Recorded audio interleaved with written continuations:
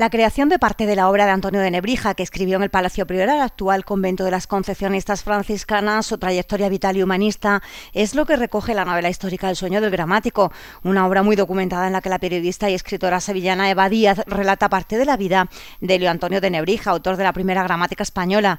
Su periplo por Italia, donde viajó para aprender el latín clásico e impregnarse de la cultura grecolatina, así como su estancia en nuestra región, especialmente en Villanueva de la Serena, son algunos de los momentos de su vida que recogen los diferentes capítulos de este libro editado por la Fundación Lara, en colaboración con la Diputación de Badajoz y que se presentó este jueves en La Jabonera. Luces y sombras de un momento histórico, explica Ignacio Fernández Garmendia de la Fundación Lara en una novela excelente, muy bien escrita, con lirismo, humor y la defensa del estudio. Sexta novela de Díaz, que es una gran novela, dijo, y en la línea contra la incultura y la barbarie que se hace muy necesaria en un tiempo como el que vivimos. Es la vigencia del humanismo tan necesario en este tiempo, una apología de la cultura y la humanización. Eva Díaz se mostró muy contenta por estar en Extremadura y en Villanueva de la Serena, que es el corazón de la novela, especialmente la comarca de la Serena. Juan de Zúñiga dijo le dio tiempo y sosiego para investigar y escribir. Fue su gran mecenas y aquí pudo escribir la primera gramática, los primeros diccionarios, así como cartografía. Extremadura, concluyó, fue su tiempo más feliz. Eva, ¿qué soñó Antonio de Nebrija? ¿Qué es el sueño del gramático? El sueño del gramático es el sueño de un humanista, ¿no? El sueño de un sabio del Renacimiento, que probablemente sin saberlo cumplió uno de los grandes sueños de la historia de nuestra cultura, que es dar prestigio científico a la lengua castellana en un momento clave de su historia, ¿no? O sea que yo creo que fue un sueño, no sé si intuido, pero desde luego maravilloso. Además, bueno, se hace un recorrido pues por la trayectoria vital y también un poco la formación que él realizó durante este tiempo, Italia, España, incluso bueno, Villanueva de la Serena, que también se ha sumado a este año cultural Nebrija. Bueno, ese es, vamos, en concreto es el corazón de la novela, porque cuando él viene a los señoríos de Extremadura, gracias al mecenazgo de Juan de Zúñiga, que fue su antiguo alumno, él probablemente vive los años más felices de su vida y los más fructíferos, ¿no? Porque aquí es donde escribe la gramática, los diccionarios y cantidad de cosas, porque su antiguo alumno, que era muy rico, le permitió tiempo y sosiego. O sea que es verdad que él se forma en Bolonia, que trabaja y vive durante la mayor parte de su vida en Salamanca, nace en Lebrija y siempre quedó en su recuerdo y en la nostalgia el lugar de nacimiento. Pero yo creo que Extremadura fue un sitio clave y en la novela es el corazón de la novela. No sé si ha sido difícil o no poder hacer esta novela. ¿Qué es lo que más te ha sorprendido, imagino, pues abundando en la vida de Antonio de Nebrija? Bueno, yo sabía lo que probablemente sabe la mayoría de la gente, es decir, una pincelada como un personaje muy importante, autor de la primera gramática española, pero poco más. Los diccionarios, sí, un personaje que vivió entre finales del siglo XV y principios del XVI. Pero cuando yo me sumerjo en su historia, descubro, como digo, a un personaje revolucionario, pionero en cantidad de cosas, audaz, con una vida interesantísima y que además es un símbolo del Renacimiento, el Renacimiento que en España fue breve pero muy luminoso. Y un momento muy interesante de la historia y un personaje con una personalidad interesantísima, ¿no? Como casi todos los que se salen de la norma un poco son incomprendidos y criticados. Me imagino que Antonio de Nebrija también debió sufrir lo suyo, ¿no? Sí, era un personaje que, bueno, gozó de fama en su época, prestigio y gloria. Pero fue un personaje muy incómodo, era un personaje que se metía por muchos sitios y era molesto, ¿no? De hecho, él sufre un proceso inquisitorial cuando forma parte del equipo de la Biblia políglota, porque él enmienda la plana a San Jerónimo, la traducción de San Jerónimo, ¿no? Y después también en la Universidad de Salamanca era un profesor que combatía contra el resto de profesores diciéndole que no sabía el latín, o sea, cuestionando su sabiduría. Entonces era un personaje que donde quiera que iba, en fin, planteaba cierto problema, ¿no? Pero precisamente eso lo hace también muy atractivo. ¿Y cómo ha sido, bueno, cómo surgió la idea de acercarse a la figura de Antonio de Nebrija? No sé si por coincidencia con el quinto centenario de su fallecimiento, si porque es una figura que te atrae. Era un personaje que me atraía desde hace tiempo y yo creo que la novela histórica rigurosa y tal, puede servir de magnífico puente entre el mundo de la investigación, que conoce muy bien ese personaje, y el gran público. La literatura puede servir para conectar con el gran público. Yo soy periodista y sé que muchas veces los centenarios, todas estas efemérides, nos sirven de coartada para hablar de grandes cosas. Entonces pensé que era el momento que se podía aprovechar para conocer a este gran personaje de nuestra historia. No obstante, bueno, aunque sea novela histórica, puede sorprender y debe sorprender al lector, imagino, ¿no? Claro, exactamente. Hombre, tienes que tener cuidado porque estás haciendo novela con un personaje histórico, es decir, hace ficción verosímil. Hay mucha ficción, pero muy cuidadosa, ¿no? Porque yo lo que quiero es que al final el lector, después de leer la novela, no se quede con una idea tergiversada de quién era, sino que sea quizás un primer paso para quien tenga curiosidad en él. De hecho, he escrito un epílogo donde se desvela lo que es ficción y lo que es realidad, ¿no? Para una especie de pacto de sinceridad con los lectores. A pesar, bueno, de ser un personaje conocido, Nebrija, celebrarse el 5º centenario de su fallecimiento, imagino que este libro también ayudará a descubrirlo para muchísimas personas que no conocen lo que fue su figura y su obra, quizás, ¿no? Claro, es que ya te digo que es un personaje muy estudiado en la universidad por los especialistas, filólogos, pero el gran público conoce 2 pinceladas. Entonces, por eso yo creo que la literatura muchas veces sirve para conectar y para hacer amena la vida de un gramático. Es que en principio a lo mejor no entrarías en eso, no tendrías curiosidad, pero con una novela que te cuenta un poco la vida y milagros de este personaje y que al final te sientas identificado con él, pues es curioso y yo creo que puede gustar a los lectores. Muy bien. El alcalde en su intervención subrayó que la Fundación José Manuel Lara vuelve a apostar por Villanueva de la Serena. Lo hace con el premio Felipe Trigo y ahora con Nebrija y su vinculación con la ciudad. Se vuelve a referenciar de nuevo a la ciudad y lo hace con este libro sobre la vida de Antonio de Nebrija. Forma parte de la historia de Villanueva y por eso la ciudad tenía que estar en este año. Felicito además a la escritora por esta excelente novela. Empezamos a trazar lo que sería el 5º centenario de la muerte de Nebrija. Villanueva de la Serena tenía que estar.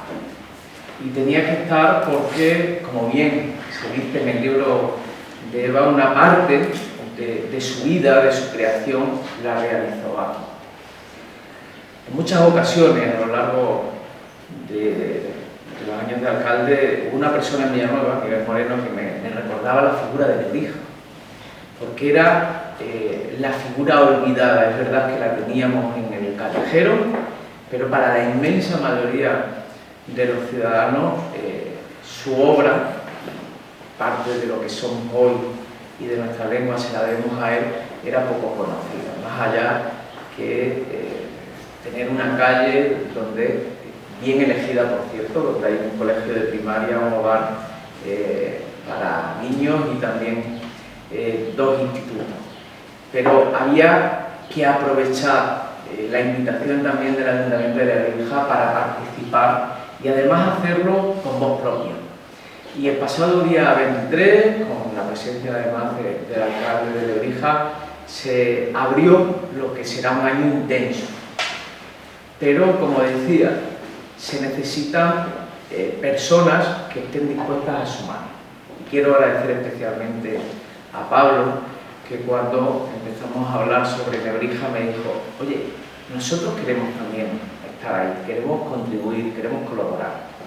Y al final la conjunción de instituciones que están trabajando en la misma dirección dan como resultado pues que hayamos conformado una programación, yo creo que bastante interesante, en una ciudad que es tremendamente inquieta con la cultura y donde nos sentimos especialmente honrados con la actividad cultural como fiel reflejo de la sociedad libre en la que queremos vivir y además la cultura como elemento principal y esencial para formar personas críticas y sobre todo que piensen siempre en la libertad y en el bien, en tiempos de crisis, de divisiones y fundamentalmente de guerras terroríficas como las que estamos viendo en Ucrania.